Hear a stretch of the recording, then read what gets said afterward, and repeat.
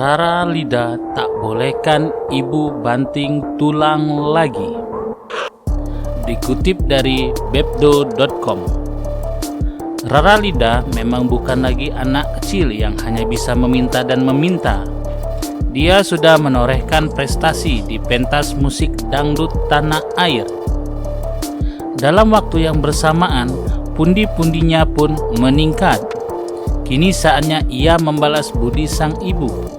Ia tak lagi membolehkan ibunya banting tulang. Putri pertama mendiang Abdul Rohim dan Tepiati ini ingin ibunya menikmati hasil kerja kerasnya di dunia entertainment.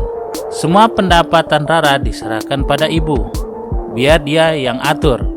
Sekarang ingin ibu nggak usah kerja lagi. Nikmatin saja apa yang sudah saya dapatkan dari dunia entertainment.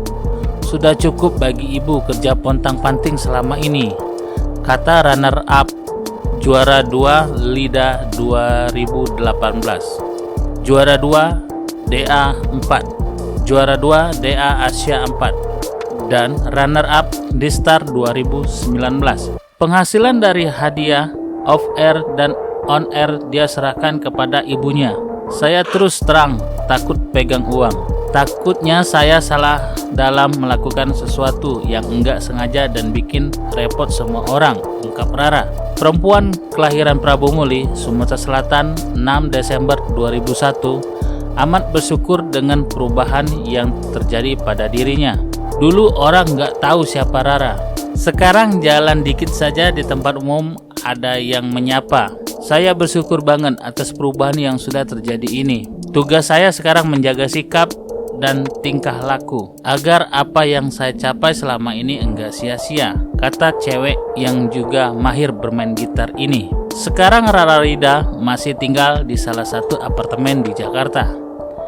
Dia sedang menabung untuk beli rumah. Sekarang masih tinggal di apartemen dulu. Cari rumah kan enggak gampang, soalnya mau ditempati seumur hidup.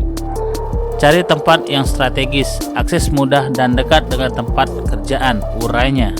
Salam Bintang TV.